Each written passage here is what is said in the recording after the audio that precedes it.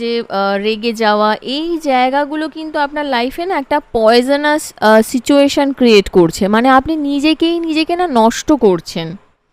তো ভুলে যাওয়ার চেষ্টা করুন, মানে ক্ষমা করার চেষ্টা করুন, ভুলে যাওয়ার চেষ্টা করুন। এবং সত্যি একেই বলে না এঞ্জেলস, সত্যি thank you so much angels, মানে কীরকম এনার্জিটা কানেক্ট করেছে এঞ্জেলস, আমি সেটাই বলতে চাইছি। এইটাই কিন্তু আপনাকে বারবার এনার্জিটা আসছে, আপনাকে আরও সামনের দিকে এগিয়ে যেতে হবে পজিটিভ সিচুয়েশনের দিকে আপনার লাইফে। এবং তার সঙ্গে সারেন্ডার দ্য ড্রামার এনার্জি এসেছে। আপনি কতটা ইমোশনালি চার্জড সেটা কিন্তু ম্যাটার করে না এই সিচুয়েশানে। আপনাকে কাম থাকতে হবে এবং কন্ট্রিবিউট করবেন না এইসব ড্রামাটিক সিচুয়েশনের উপরে। প্রথমেই আমি বলেছিলাম না যে অনেক কিছু ইস্যু আসতে পারে, আপনাকে না বলা শিখতে হবে এবং নিজের প্রতি একটু কনসেন্ট্রেট থাকুন। এবং আপনাকে যেটা করতে হবে না, রিজলভ করতে হবে এই ইস্যুগুলো।